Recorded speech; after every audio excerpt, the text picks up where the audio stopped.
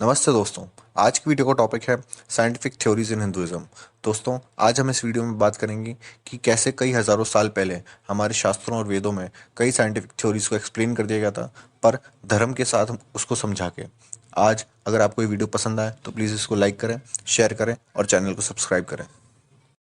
दोस्तों, आपने ये सीन कहीं ना कहीं ज़रूर देखा होगा, कहीं ना कहीं इसके बारे में सुना ज़रूर होगा, जब तीनों स्पाइडरमैन एक साथ मिल जाते हैं। और ऐसा इसलिए होता है क्योंकि ये तीनों स्पाइडरमैन अपनी अपनी धरती के स्पाइडरमैन होते हैं। और इस पिक्चर में हमें मल्टीवर्स के कंसेप्ट के बारे में समझाया गया है। मल्टीवर्स का कंसेप्ट कहता है कि इस ब्रह्मांड में कई सारे ब्रह्मांड हैं और उन कई सारे ब्रह्मांडों में अपनी अपनी धरती है। तो ये स्पाइडरमैन अपनी अपनी धरतियों से थे, और ऐसा ही कुछ हमारे हिंदुइज्म में भी समझाया गया है। मैं आपको एक छोटी सी कहानी सुनाना चाहता हूँ। दोस्तों, होता कुछ ऐसा है कि ब्रह्मा जी कृष्ण भगवान से मिलने जाते हैं। और जब वो कृष्ण भगवान से मिलने जाते हैं तो कृष्ण भगवान निद्रा में होते हैं। वहीं उनका द्वारपाल उनके पास जाता है और कृष्ण भगवान से बोलता है कि ब्रह्मा जी आए हैं। कृष्ण भगवान बोलते हैं, कौन से ब्रह्मा जी? ब्रह्मा जी एक बात सुन के बहुत ही विचलित हो जाते हैं और वो कृष्ण भगवान से पूछते हैं कि भगवान, आप ऐसे पूछ रहे हैं कि कौन से ब्रह्मा जी? आखिर कितने ब्रह्मा हैं? तभी कृष्ण भगवान अपनी आंख बंद करते हैं और चुटकी बजाते हैं, और चुटकी बजाते ही वहां पर कई सारे ब्रह्मा प्रकट हो जाते हैं। किसी का एक सिर है, किसी का 10 सिर है, किसी के लाखों सिर है। और कृष्ण भगवान ब्रह्मा जी को बताते हैं कि ब्रह्मा जी, आप इस धरती के ब्रह्मा हैं और ये सब अपनी अपनी धरतियों के ब्रह्मा हैं। तो आप ये देखिए कि हमारे धर्म में भी मल्टीवर्स के कंसेप्ट को समझाया गया है। दोस्तों, हम लोग बचपन से पढ़ते हुए आ रहे हैं कि एटॉमिक थ्योरी का जो सिद्धांत था वो डाल्टन के द्वारा दिया गया था। लेकिन क्या आपको पता है, एक महान ऋषि कणाद ने कई हजार वर्षों पूर्व अपनी किताब विशेषिक दर्शनम में एटॉमिक थ्योरी दे दी थी। लेकिन ये सब चीज़ें हम लोगों को पता ही नहीं है, और हमें सिर्फ यही पता है कि डाल्टन ने एटॉमिक थ्योरी दी थी।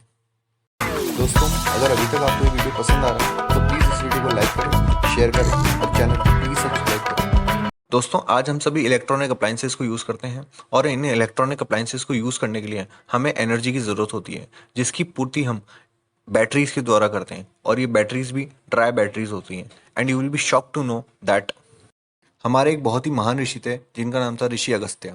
और उन्होंने कई साल पहले अर्थन पॉट के अंदर, एक मटके के अंदर, मरकरी, कॉपर प्लेट, CuSO4 और जिंक के मिश्रण को मिला के एक ड्राई बैटरी का निर्माण कर दिया था। अगर आपको उसको डिटेल में समझना है तो प्लीज़ इस वीडियो को पॉज करके इस फोटो को देख सकते हैं आप। और मैं आपसे एक सवाल भी पूछना चाहता हूँ कि क्या आपको पता है कि किस क्रिकेटर के बेटे का नाम अगस्त्य है? अगर आपको नहीं पता है तो प्लीज़ इस चैनल को सब्सक्राइब करें, और अगर पता है तो कमेंट करके बताएं।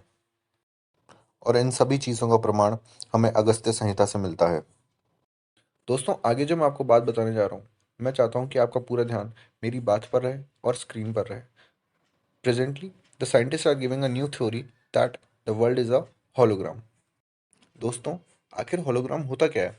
जब हम पिक्चर देखने जाते हैं और पिक्चर हॉल वाले हमें एक चश्मा देते हैं, जिससे हम 2D पिक्चर को अब 3D पिक्चर की तरह देख सकते हैं, और सभी चीज़ें हमें उभर के दिख रही होती हैं। जैसे हम अभी की दुनिया में आसपास की चीज़ों को देखेंगे तो सब चीज़ हमें 3D दिखती हैं, 3 डायमेंशनल दिखती हैं।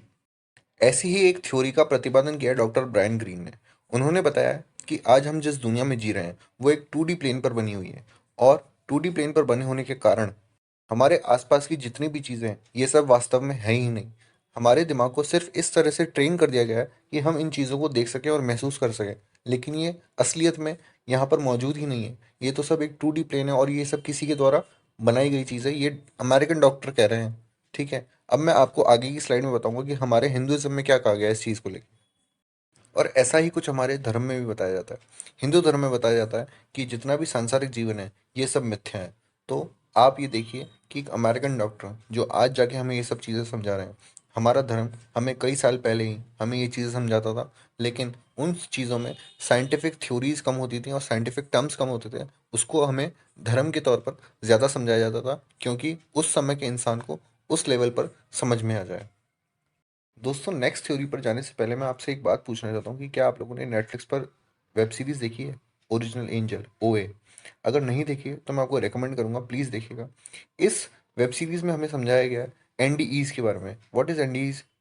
NDEs का फुल फॉर्म होता है नियर डेथ एक्सपीरियंसेस। और नियर डेथ एक्सपीरियंसेस वो एक्सपीरियंसेस होते हैं जब आपकी मौत आपके करीब होती है, और आपको फ्लैशबैक में अपनी पूरी जीवन दिखता है, और उसमें आपको अपने अच्छे बुरे, सच्चे झूठे, सभी कर्म आपको एक पिक्चर की तरह दिखाई देते हैं। यही काम करते हैं हमारे धर्म में चित्रगुप्त भगवान। चित्रगुप्त भगवान ब्रह्मा जी के बेटे हैं और चित्र का मतलब है पिक्चर्स और गुप्त का मतलब है छुपा कर रखना। चित्रगुप्त भगवान का मेन काम है हमारे जितने भी कर्म हैं उन सभी का लेखा जोखा रखना। और आपको नाम से ही पता पड़ रहा है कि जैसे कि इस एनडीज वाली पिक्चर में दिखाया गया, नियर डेथ एक्सपीरियंसेस में बताया गया कि आपको अपनी पूरी जीवन एक पिक्चर की तरह दिखता है, एक चित्र की तरह दिखता है। तो चित्रगुप्त भगवान का भी यही काम है कि हमें एक पिक्चर की तरह सब चीज़ दिखाना। दोस्तों एक टाइम था जब हिंदू मैथोलॉजीज का मजाक उड़ाया जाता था और कहा जाता था कि कैसे हो सकता है कि कोई एक इंसान 84 लाख अलग अलग रूपों में जन्म लेने के बाद उसको इंसानी शरीर मिले।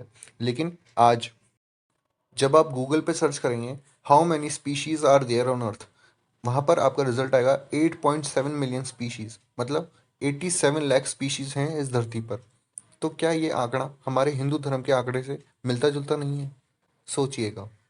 दोस्तों एंड में मैं एक बहुत ही फेमस नाम लेना चाहता हूँ, गैलीलियो गैलीली का। एक एस्ट्रोनॉमर थे और इन्होंने बताया था कि जो सन है वो स्टेशनरी होता है और अर्थ उसके चारों ओर चक्कर लगाती है। लेकिन मैं आपको बताना चाहता हूँ कि कई हजारों वर्ष पूर्व ही हमारे वेद और पुराण, जिसके दो नाम हैं जैसे कि ऐत्रेय ब्राह्मण और विष्णु पुराण में, बहुत ही क्लियरली मेंशन कर दिया था कि सन स्टेशनरी रहता है और अर्थ उसके चारों ओर चक्कर लगाती है।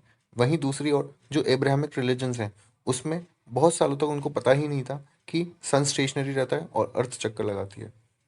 दोस्तों अगर आपको ये वीडियो पसंद आया तो प्लीज़ इस वीडियो को लाइक करें, शेयर करें और प्लीज़ चैनल को सब्सक्राइब करें। धन्यवाद।